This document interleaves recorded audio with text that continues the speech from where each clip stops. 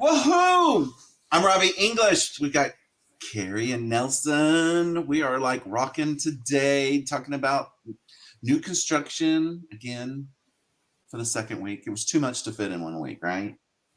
It was. And there's still Yeah, a lot. there's a lot to talk about. A lot to talk about. So, anyway, we got builders. We got things to know, things to stay away from. We got it all. We've been talking new construction for a couple of weeks now and loving it. One thing I noticed is you changed the beautiful array that you have in your background. I don't know if anyone else noticed, but you got that pink going on with that beautiful painting in the back. You got some new stuff. Yeah, I see it. I like it. Yeah, a little bit of color tricking, so a little bit of change, Hey, trying to make it look a little warmer, Looking kind of good. thing. Not so white and so washed out. Right? Or whatever. Yeah. So let's talk different types of builders, right? I mean, we got tons of options, don't we, when it comes to building a house? I mean, we got small builders, large builders, production builders, custom builders. What is it? All-in-one build on your own lot builders. We got them all. So let's kind of break them up so people know what to kind of expect, who they kind of are, and let's kind of go start from there. So Nelson, small builders.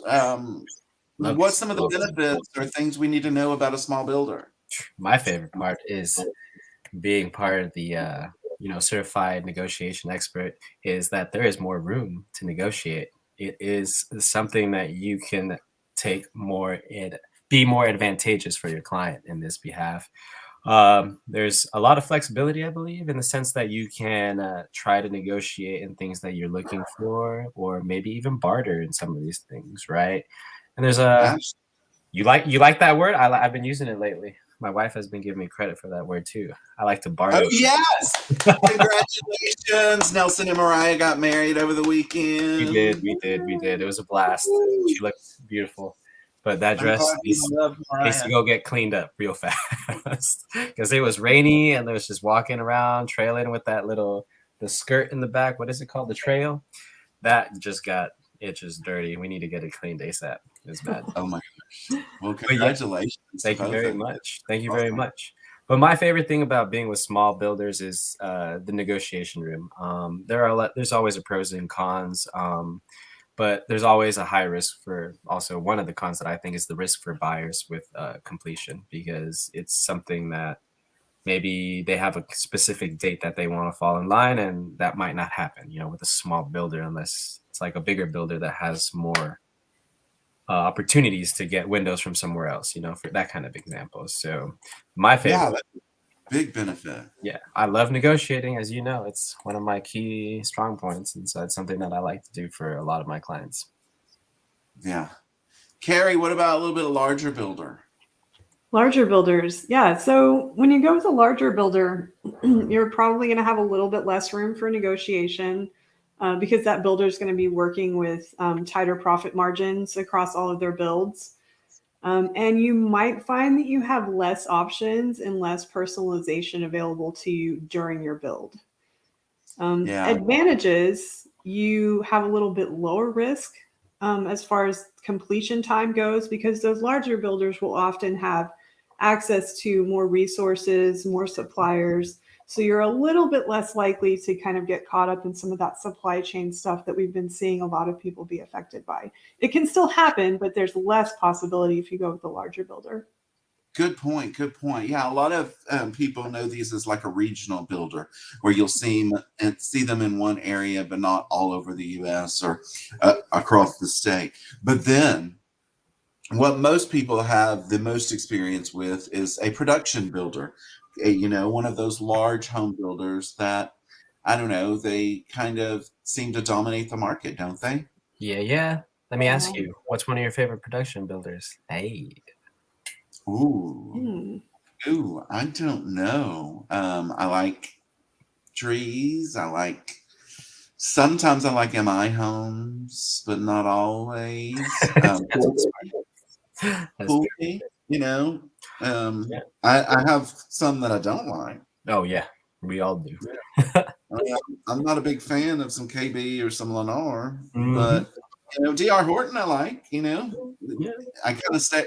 DR Horton has DR Horton, and then they have Express by DR Horton. Kind of stay a little bit away from that, but but there's some little teeny tiny ones in Austin and in San Antonio, which actually can cause a little bit of an issue. But Let me if you don't mind me chiming in there on the production builders, or in general any builder, because being in Texas, we have a lot of different types of land, and construction may be impacted specifically by the type of foundation in which it is poured upon. And one thing that I always talk about is foundation, foundation, foundation. Whether it's on clay or whether it's on limestone or rock, you need to do your research, because a foundation could sink within 2 years, or it can start moving and Absolutely. shifting within 6 months. And unless you do your research, you need to keep up into that, because I-35 runs perfect right up a fault line. East side is the Black Houston soil, and towards the west, you have a lot of limestone. So just keep an eye on that, because that is very scary. But going with the Texas builder is very beneficial, because they know the soil and they will be prepared for that kind of stuff.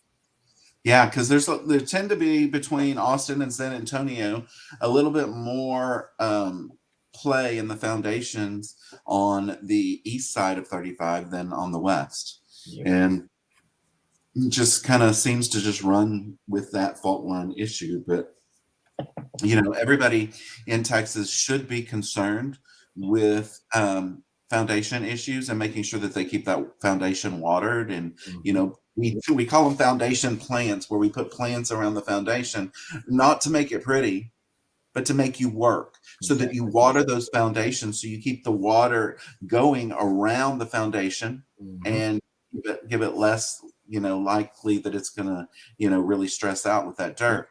But those production builders have a more systemized approach, and with a lot of my clients, they kind of like that. There's a little bit less buyer customization. They're going to have different home styles, whether it's a spec home or a build from the lot up, where you can really go into the design center and stuff. But they've kind of broken it down into a pretty much as close to a science as possible, with low waste and tighter build schedules. Because one of the things we used to see is really a long time to build a home, and some of the 90 days to 120 days. I know when I had a builder that completed the first home, and I think it was like 126 days, I was freaking out, because I'm talking clearing, foundation, everything done. Imagine being the owners of that, selling their home. You got nowhere to go. Now I understand why short-term rentals are a big thing here in Austin, because there's a lot of new builds going on, and I'm out of my house, and a lease pack is only going to last 3 months. So if you're exceeding those 3 months, you got to find somewhere else to go. So that may be very stressful. Absolutely. So Carrie, on production builders, how do those subcontractors work for those builders? So they're going to have a set of subcontractors that come in and follow very specific systems, and they're going to do the same process home after home after home. And that makes it very, very efficient for these production builders. Yeah, and you'll see them just kind of travel in packs, going from one neighborhood to the next as they build them. What about appliances? I mean, what's the big thing? Are there a whole lot of choices? What's the good and the bad and the ugly on appliances with builders? You're probably not going to have a whole lot of choices, because they're going to be ordering them in bulk. But that, is not necessarily a bad thing. If you can get a quality appliance in there, and you actually get that appliance in there, that can be a great benefit. I've heard that there are quite a few builders right now that are suffering from a microwave shortage. So there are a lot of new homes that aren't getting their microwaves in. Absolutely. And you know what? Just word to the wise. If you're building a home, don't go buy all new appliances ready to go into your home. Don't buy anything till you close on the loan, and be very careful what money you invest in trying to, improve a home that's not yours yet. So be very, very careful. But, those builders are going to build those neighborhoods in phases, phase 1, 2, 3, 4. And so they're going to be adding new lots out there that people are going to choose from. So, production builders are just going to kind of be seamless. And, if you're in the first phase of the build, you may get tired of seeing all those construction crews and those nails on the road and everything, but they're going to be there for a while. So you're going to have a little bit while to wait till you get all the new construction built and sold before you can really start maximizing some of those numbers on resale, because it just kind of takes a hit. And I'm glad you mentioned phases, Robbie, because that's really something important to talk to your agent about if you're buying in a new build community. Find out what phases are planned and what phase the home you're looking at is in, because it's not always completely obvious when you drive into that community that there may be 3, 4, 5 more phases planned. So you always want to ask that question so you can be aware of how much construction traffic and how much construction around you you're going to be dealing with, and whether or not that's something that you're okay with, or if you want to think about being in a different phase. Yep, that's true. Absolutely. I mean, I can only handle the swinging of a hammer so many months. And then I'm like, oh my gosh, I've got to go.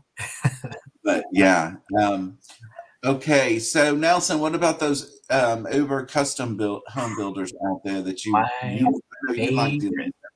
Those are my favorite. I mean, let's talk about meeting with your architect of choice to be able to design the house that you want. I mean, imagine being able to have the flexibility to be able to put 3 powdered bathrooms just because like we talked last week. I don't want to be sharing butt cheeks with anyone in my own private bathroom. I want to have options.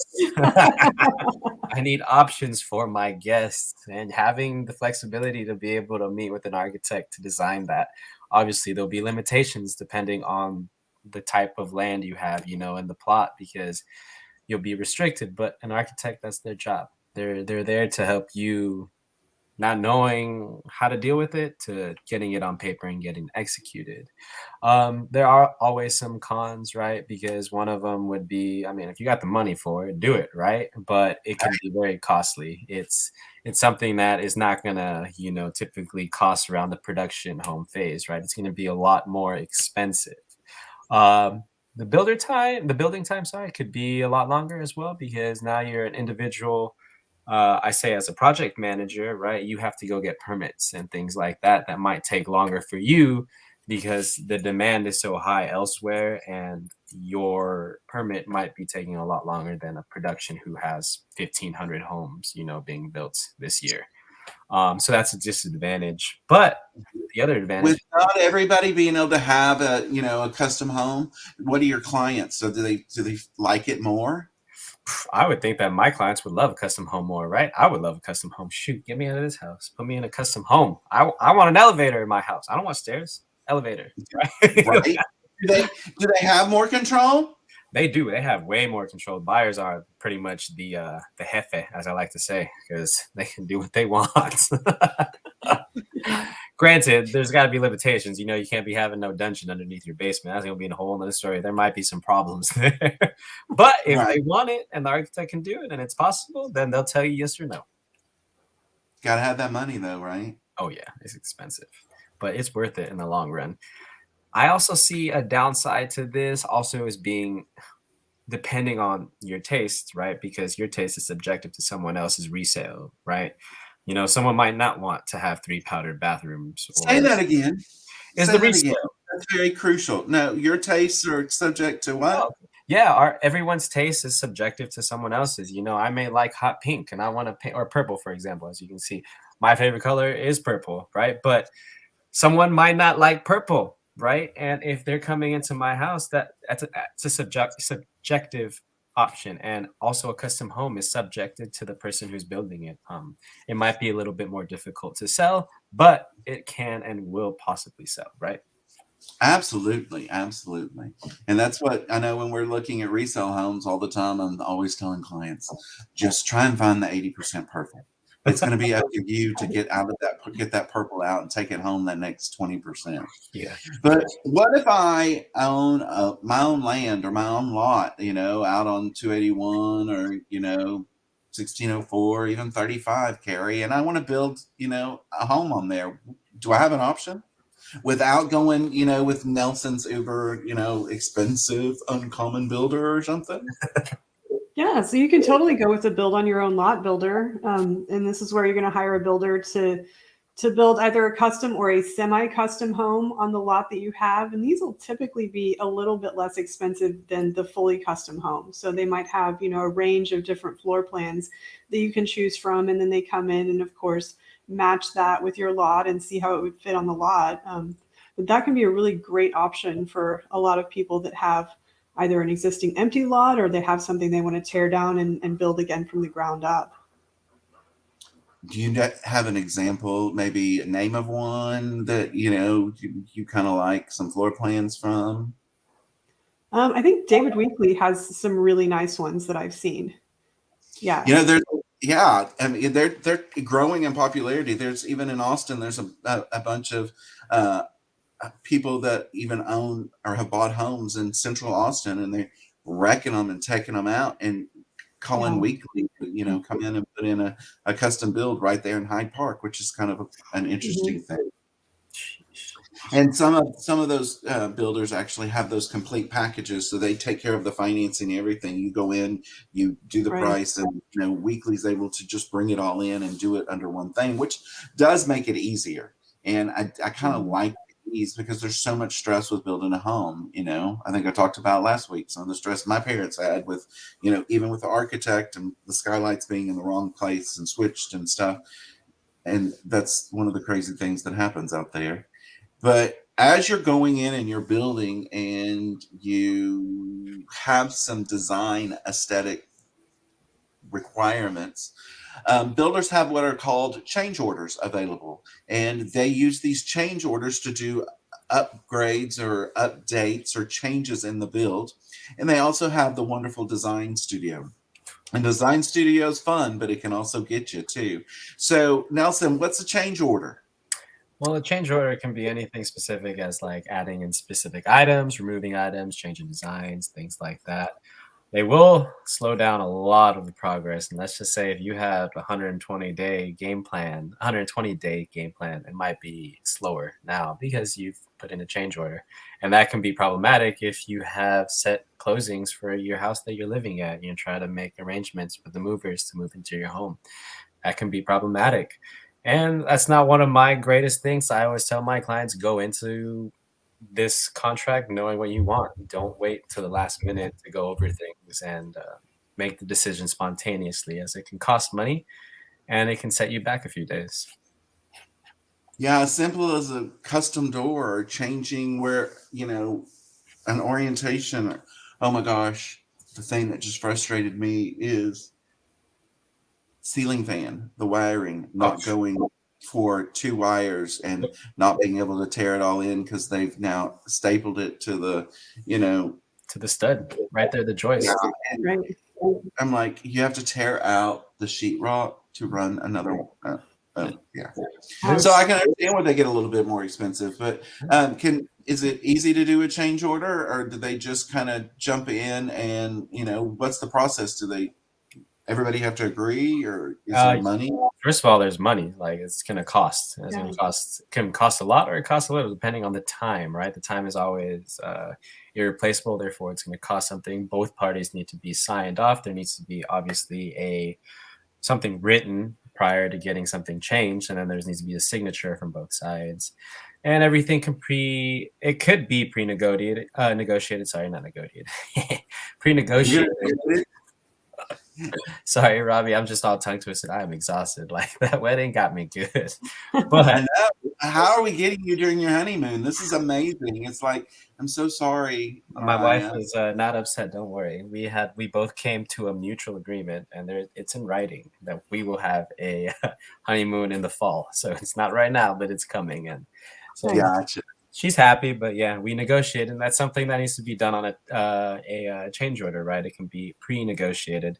at a certain number of change orders at no cost, right? So that's something I always try to do with clients of hers, right? Hey, if you cannot do this with me right now, sign something here stating that we will do this in the couple months to come before a wedding, for example, right? That is an idea of what a change order can be. Yeah. Well, the design studio is one of those most amazing and fun. It's kind of like a kid walking into a candy store, or in today's market, going into Costco for the first time, because basically you have a situation where you go in and you've looked at the model home and you found a home that you want. And the model home is going to be tricked out at like a level 4 ultra custom quality with everything that you can get. And so you get kind of used to what it feels like and what it looks like. But when you go into the design studio, this is where you get to pick, the brick color, the floor color, everything that you can choose that makes your house different. This is what is done in the design studio.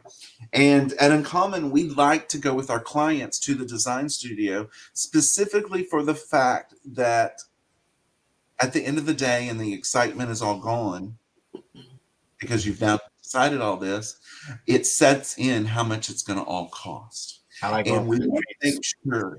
What? I love going in for the treats. Yeah, but it all sets in, and you've got to realize you've got to pay for this. And sometimes it's easier to go down to the Home Depot or to the Lowe's and get a ceiling fan and have somebody put it in a lot cheaper and have a wider selection of ceiling fans. So I do see some of my clients that are Craigslisting the refrigerator and the microwave or the oven, because they have a different oven layout that they really prefer, or a brand. And so that's what they do, and then apply it to the purchase. But when you go into a design studio, everything's going to be based out on that level 1, where it's the builder grade, and it's going to be the least expensive, and everybody is going to be upsold when a builder. Okay, we talked about last week the fact that every builder is out there and being represented by their own employees. From the builder's rep at the new construction, site, the model home, but also the design studio. They're creative and they're wonderful, but they're not interior designers that you're hiring independently.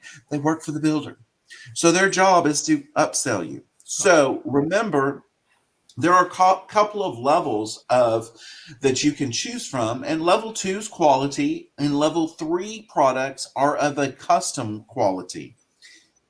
Then it gets to what you saw in the design studio, because that's going to be the ultra custom quality, or what we call level 4. It's going to be the most expensive level. And there are some benefits to going on the level 4 in some of the products that you pick. For example, kitchen marble, bathroom marble. If you really like the pattern and everything, it's better to go up on the quality than it is maybe some other things like the ceiling fans that are going to change with the season, and you're going to find a better selection at the Home Depot. But there are different things that you can do to maximize your home and what a potential resale cost would be down the road. And that's something that we all have to think about, whether we want to or not. But it can get expensive. It's always good to keep an eye on those kind of things where you're going to upgrade, because if it's something that it's going to be beneficial for resale and for your just living, right? Just because you love a backsplash, maybe don't settle on a level 1 backsplash if it's going to cost more to rip it out. Possibly move the cabinets, your wall cabinets, right? Because sometimes backsplash is either put behind the wall cabinets or right on the level, right? You need to do those walkthroughs before into the model to see what they're like, because it might be worth it, beneficial, like Robbie said, to go ultra custom on something rather than having to find someone on Craigslist to gut everything out, possibly rip some drywall and have that to be another expense, right? There's always possibilities like that.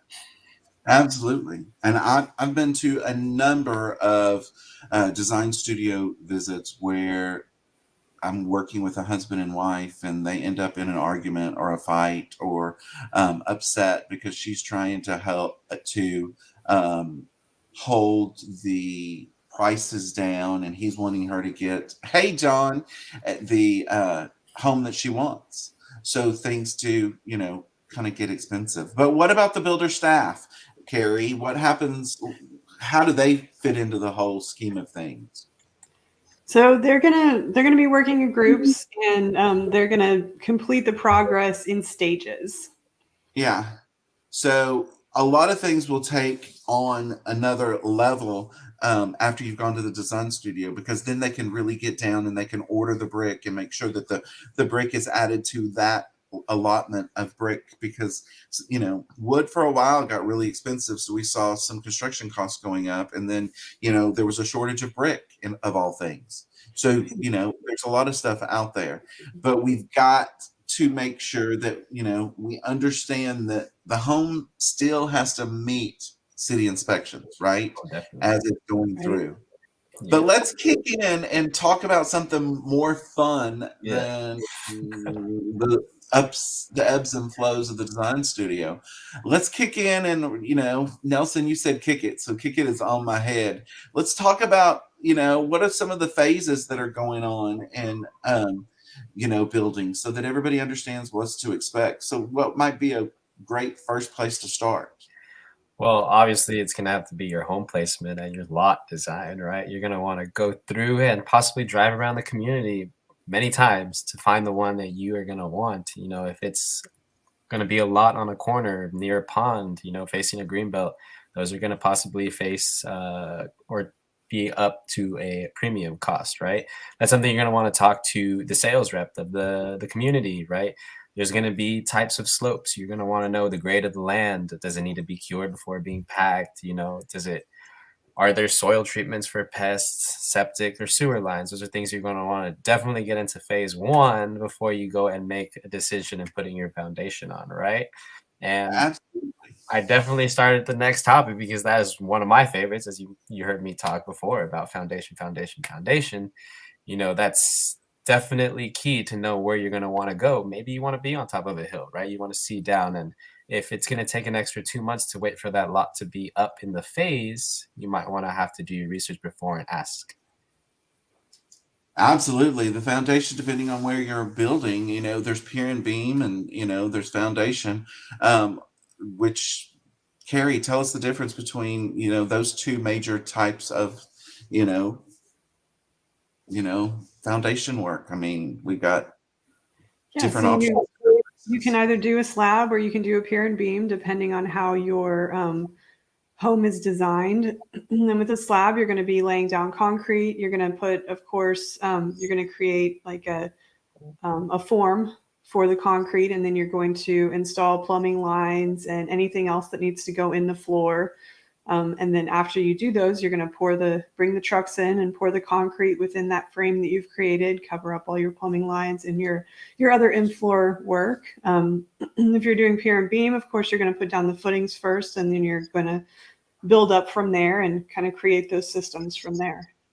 Yeah, they're going to have those piers down in the ground that are going to, support it. And that's where we really see a lot of crawl spaces and different things. And a lot of the older homes were done on a pier and beam foundation. And, as we've talked about in making some adjustments, even when we're trying to come up with a good comparative market analysis, it matters the type of foundation, because on a pier and beam, it's really easy to move a bathroom than it is on a foundation where you've got the hole in the floor for the toilet right there into the concrete. You can't really move it. It is where it is. Yeah, it's kind of you're screwed. You got to poop where you got to poop, and there's nothing else you can do. But turn it into an Asian bathroom, squat bathroom. That's right. And please, if you're out there designing a house, please don't put toilet number 1 next to toilet number 2. And just say a husband, a relationship that poops together is not always the happiest there. So, I like the separate bathrooms on the separate side of the room or something. Let's go to framing. That's one of my favorite steps. That's when you actually start seeing something happen. Those are the best. Yeah, talk to us about framing, because that's where my clients are starting to get excited, but their homes always feel so much bigger. Yeah, so framing is a super exciting step. That's actually one of my favorite parts. It's just amazing that they they drive up a truck full of 2x4s, and then 10, 12 hours later, all of a sudden there's the frame of a house there. It's absolutely amazing, and I'm always really impressed by the talent of the framing crews that come in, that they're able to just take this pile of sticks and create the base frame for a house from it. And of course, when they're doing that, they're going to be looking at their plan. They're going to be putting in where the doors, the windows, the mechanical stuff is going to go. This is usually when you'll see like bathtubs and stuff get delivered too, because they want to drop those in usually before they frame it out, because most bathtubs are going to be kind of big to maneuver, in and out of doors. They're going to put in the subfloors. They're going to do roofing trusses and framing at the same time. And then, of course, at the end of that process, you're going to have another inspection just to make sure everything was installed correctly and up to code. One thing I would like to chime in on that, because this is something that's very important, is we talked about the different types of builders, right? We had custom, build on your lot, production, small builders, etc. When it comes to production, and this is one thing that we as agents need to keep in mind for our clients, is that we need to continue to go in on a weekly basis, if not as many times as we can, because especially during the the framing part can be we have hundreds of homes being built at a week or a given time, and we are humans, we're not robots. Some of these things can get missed or overseen, and you forget something. I just ran into a problem where a client of mine, there's a window missing. It's past framing point. They're already at, putting sheetrock on the outside, but there is no window where there's supposed to be a window, right? That is problematic. That should have been seen, right? That's nothing. But I understand there's error, and people do things and they go at a fast pace, or they're delayed and they go faster and they oversee something. But we as agents need to be doing our clients justice to go check this kind of stuff out, to voice our concerns to the sales rep or to the engineer or to the superintendent on field, on site. So yeah, and that's one of my favorite times, is right when the framing's done before the sheetrock goes up or the insulation's put in, because you get to see where that water is going. You get to see where that electrical is. And it may not be important now, but in 3 years, 4 years, when let's say it's a husband and wife and they watch the new Chip and Joanna show about this, and they want to tear out a wall. Yeah. It's very where's the electrical? Where's this? Is this load bearing? Well, you've got all these pictures for your clients. Exactly. It's a wonderful thing. That's the best part, to go onto one of your clients' homes. And when you meet at the design studio, there's always going to be certain phases beforehand. You're going to meet with the electrician, right, to see where you're going to want some data lines, some extra light switches and things like that. But man, builders charge a lot of money for data lines because we need them. Everyone works from home now, and so that's something that we need, and there's going to be a builder's markup. I find that to be baloney. You could go take pictures of your framing before all of this stuff gets done. Take a picture of each room. Look at these rooms so you know where there are fire blocks, so you don't have to worry about cutting into your drywall to drill, right? Go and pre-plan yourself if you want to drop your own data lines from your router. It'll save so much money. Being charged. You mean my mesh system isn't going to be good enough? Well, mesh systems are even better if you can get them connected from Ethernet to Ethernet on opposite sides of the house. And oh my gosh, it's so easy. I'd rather do it myself than pay $500 per jack, and then I think it's an extra $100 per foot. No, I'm fine with that. I can just do it myself. Right? He's a great teacher. Google is a great teacher. There you have it. Yeah, I did it myself here. I mean, power over Ethernet cameras. That's something so easy to do, but you just have to know, if you took pictures of the framing before the drywall went up inside, you wouldn't run into problems like, oh, that is a fire block, and now I'm stuck, right? So it's easier to just take pictures, and I love seeing that kind of stuff because now I can plan ahead. So yeah, that's a good thing. The exterior part is one of my favorites, and I think I guess it's really where you kind of start to see the personality of the home, that everybody's going to start to see that curb appeal, and really seeing either the rock or the brick or the siding, even if the new homeowner is going to have on their experience, as well as the doors and the decks are all done at that time too. So you get, it's not no longer just a doorway and you look down, there's a deck or a patio that's raised, and those driveways get poured and all that drywall starts to really be delivered into that garage, so that you can start really seeing the formation on the inside. But when those doors and windows get thin and everything is done during that exterior, I start feeling a lot better of it. It's like, okay, now, when is this going to be done? When is this going to be done? Because everybody gets excited. Mm-hmm. But I really like the exterior. But what about the insulation and the drywall period? What's going to be the crux that people need to know about even having insulation chosen, and the drywall period? Who wants to tackle that? Sure. Carrie, would you like to tackle that, or would you like me? Because I can go all day about drywall installation. Yeah, go ahead. I mean, one thing we got to make sure is that this drywall is going to be waterproof, right? Because you can't be having no water wet and it's getting ruined, right? My biggest thing, especially being here in Texas, installation, you got to know the R value ratings of these systems and how they work, and how it's going to keep either the heat out and the cold in, or how it's going to keep the cold out and the heat inside. Right? There's a lot to go on when it comes to that kind of stuff, being energy efficient, right? It doesn't necessarily mean that it's going to help you save money, but it's also keeping you from having to freeze to death when there's a snowpocalypse coming around the corner, right? We don't know. Right? Oh my gosh. Yeah. We never know when something like that's going to happen. It would be really cool if instead, our power goes out and we're on this beautiful, grid where sometimes maybe some house doesn't have electricity for 2 weeks. How are you going to keep the heat inside? And that stuff that comes down when it comes to a new build is, how do they insulate? Is it going to be, spray foam? Is it going to be just regular? I call it the Pink Panther because that's all I see everywhere, right? Like, is that what you're going to get? Make sure you know what you're going to have so that you can, I guess, adjust for these temperature climates and see if you can upgrade or see if you can get something specific, because it doesn't hurt to ask to protect yourself in the long run from being frozen. I mean, it happened last year in Texas, and that's scary. Yeah, my last house had that reflective roof. I forgot what it's called off the top of my head right now. I don't know why, I just forgot. But it was that reflective style, and it's supposed to just kind of keep the heat really out on the. Oh my gosh, the biggest problem with that house became a no cell service. It was horrible.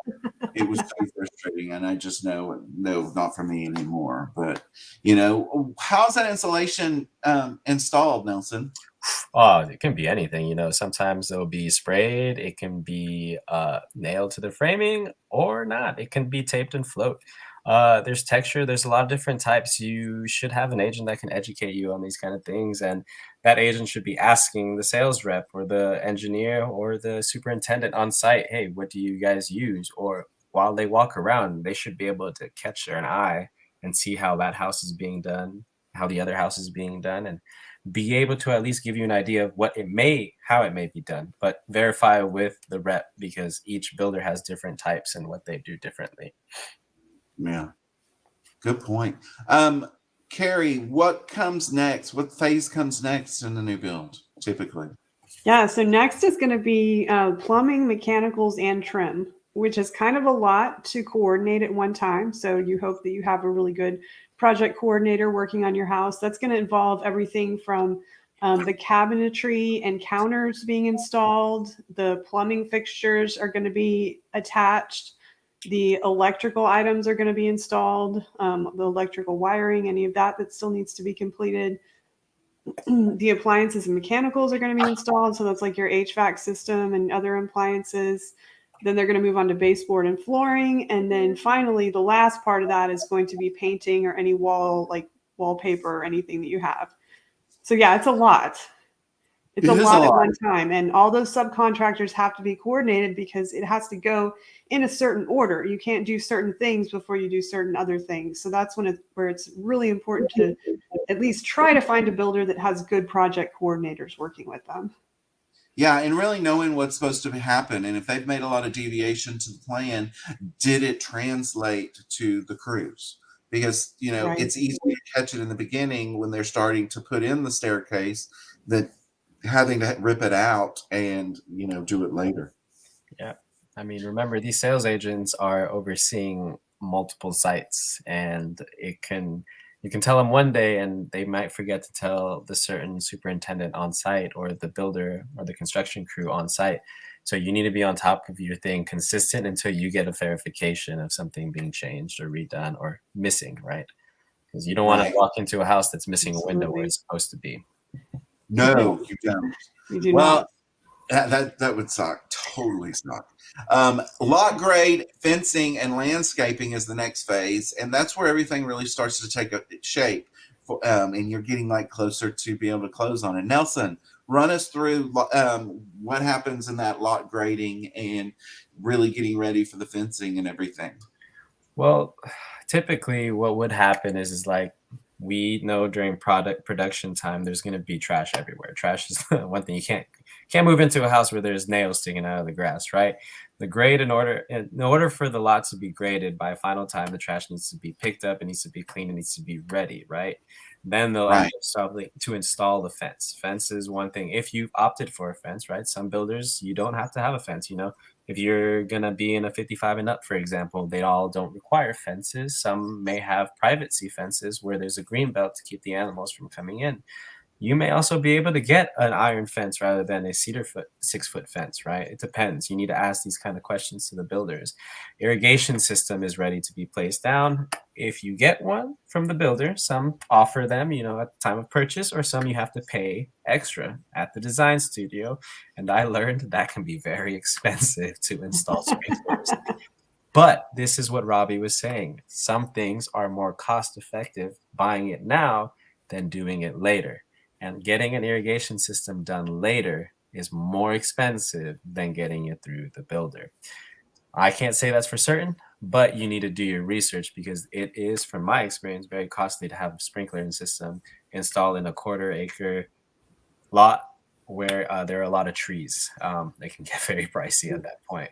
And speaking of trees, that's when they usually plant them and put the shrubbery and what's allowed, mulch and things like that's where they start to do all that kind of stuff. And each builder has different codes and territories. There might have to be 1 tree in the front, 1 tree in the back, 2 trees in the front, or no trees in the back. You need to find out and see. I like trees, so I prefer to have as many trees as possible. And I don't know about you guys, but we need shade in Texas, and I want trees. I want that natural insulation. Absolutely. So next comes really where it kind of comes in and starts having the final inspections. And the city will come in and inspect and make sure that it matches up to the building code in the International Building Code that they have adopted in that city. If everything measures up and the city approves it, then they issue the builder a certificate of occupancy. And the certificate of occupancy is key for 2 main reasons. It is key because the utilities can't actually be turned on for that home and conveyed to a consumer until there's a certificate of occupancy. And the second reason is you can't get an appraisal until the utilities are on.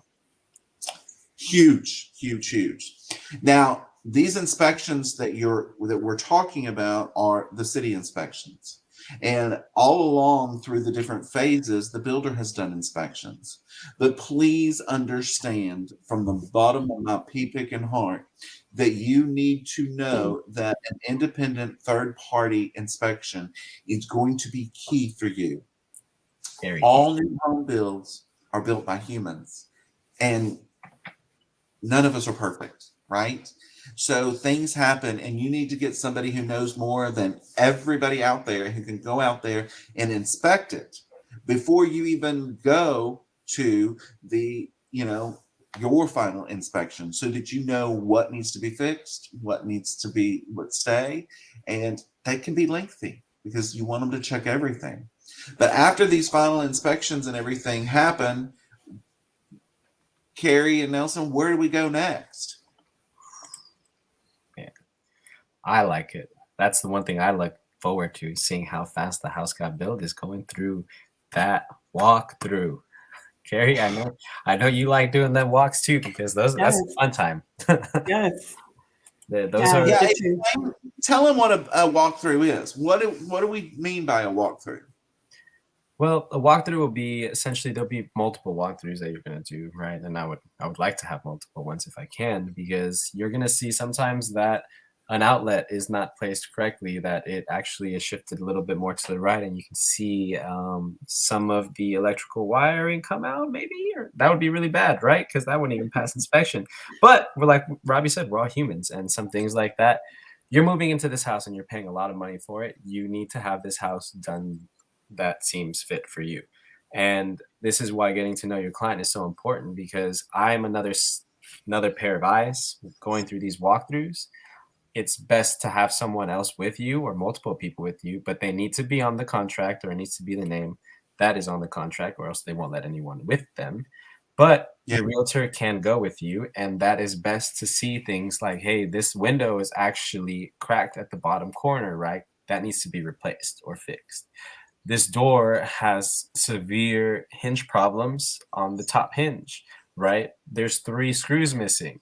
Those are a set of eyes that are going to see if we're tunnel vision as new, home buyers, and that's okay. Everyone should be tunnel vision, but it's better to have another pair of eyes, especially from people who've been doing this for a long time, especially from Uncommon. We will go through with you and we'll be another set of eyes for you. So that's something that you whip out the blue tape and start taping things up. That's what that means. And I love seeing that blue tape. Yeah, the finishes, the paint, everything, corners of the cabinetry. It's amazing how many it can look like your house has gone through the measles with blue tape. And I like to carry that green tape just to be a little bit different than what the builder's going to give you. So I try to match it 1 for 1 or something like that. But, any kind of little cracks or whatever, Mhm. Yeah, I always thought the different tape colors meant something else. Like there's orange, there's lime green, and then there's blue. So Well, yeah, and there's some realtors out there that use a pink tape too. So it's just stand out. different stuff. But that's when they go in and make those builder corrections and fix all that stuff, because that's really the stuff that needs to be done before closing, right? Yeah, and Get in there and clean those toilets and those showers and give it a really good, cleaning and dusting. Oh my gosh, the dust in those new homes is crazy. always. And in the last probably, I guess I'm going to say 5 years, they've really started with those buyer home orientations where they explain how the systems work and stuff. They used to not do that. They used to throw in, they say, oh, all the manuals are in the kitchen. And, that was kind of a pain. But, now they're doing those home orientation things, which is really, really kind of helpful. Oh, definitely. I would like to know how to work Alexa, because I don't want to walk in and not know how to use Alexa if that's what the house comes with, right? Most of these homes are going to come with these smart home features, and we need to be orientated in how to use them. That's right. And there's one piece of advice, Carrie, that we tell all Uncommon clients about what to do after they've closed. And they've really, really, we push this for many reasons. And I want you to tell, and then I'm going to give a little background on it too. Yeah, so within your first 3 months of being in the home, you want to have an independent appraiser come in and measure the square footage of the home so that you can verify that and you can check it against what appears in the county tax records. And if it's different, you have those 3 months to object to that. You don't want to be taxed on a different square footage than your home actually contains. So this is a really important step.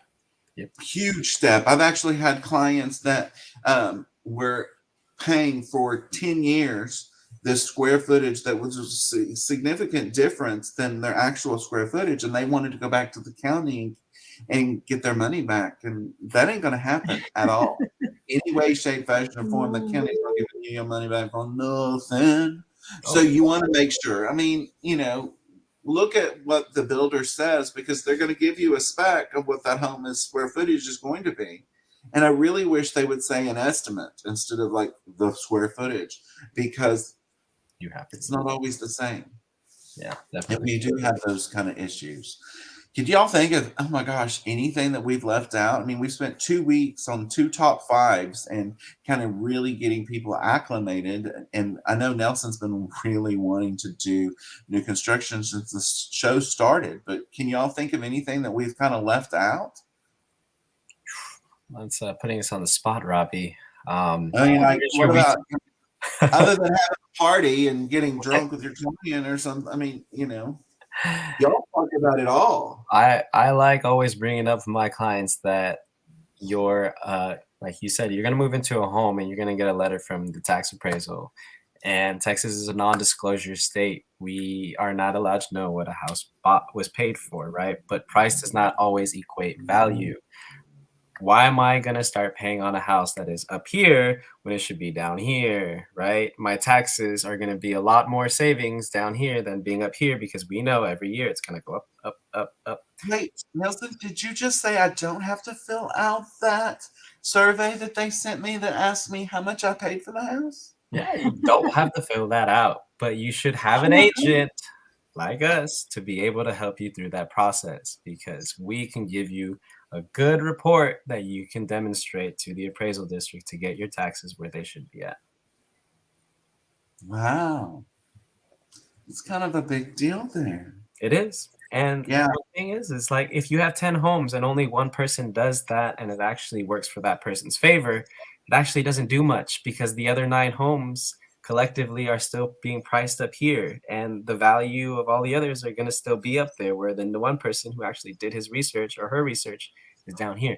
Collectively, those 10 homes that were all compared to each other, it's not going to help. It's better to make a Facebook group in a community, right? And the owners start and communicate with each other. How can we help each other out? That is one thing to look for. And that's what I tell my clients. Go find the Facebook group for your community. There are probably people in there who know about property taxes and want to help each other out. Since you brought up those big property taxes there, I do want to give a word of caution to the consumers because every lender does things a little bit different, all your mortgage people.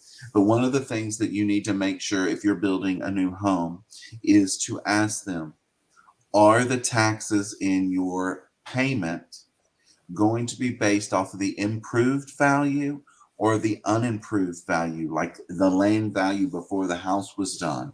Because I have had more than a few, pretty much like almost 100%, that they've all been at the unimproved rate. And then end of the year, they get a escrow shortage letter. And one lady didn't like me, and then she almost lost her house because she didn't want to listen to me because she hadn't planned for that escrow shortage. And it really does matter because you're going to have to catch up in year 2 what you're not paying in year 1. And a lot of people don't think about that the taxes are based on the unimproved land instead of the improved land. And it can be a culture shock. Do your research, due diligence, or get yourself an agent who knows what they're talking about. Like I said, uncommon. Well, Carrie, you got anything you want to throw out there? I think we've covered it really well. New builds are exciting. Yes. Yeah, they are. They're a lot of fun. We have a lot of fun with them. So if y'all have any questions, be sure and reach out to us. Let us know. Throw them in the comments. One of us will do our best to respond, or you can reach out to us individually. Our contact information is in the show notes. And be sure and give us a like if you like what we talked about today so that it can be exposed to people that you know that might also like what we have to say. Hope y'all have a blessed day and an amazing week. Bye, y'all. See you next time.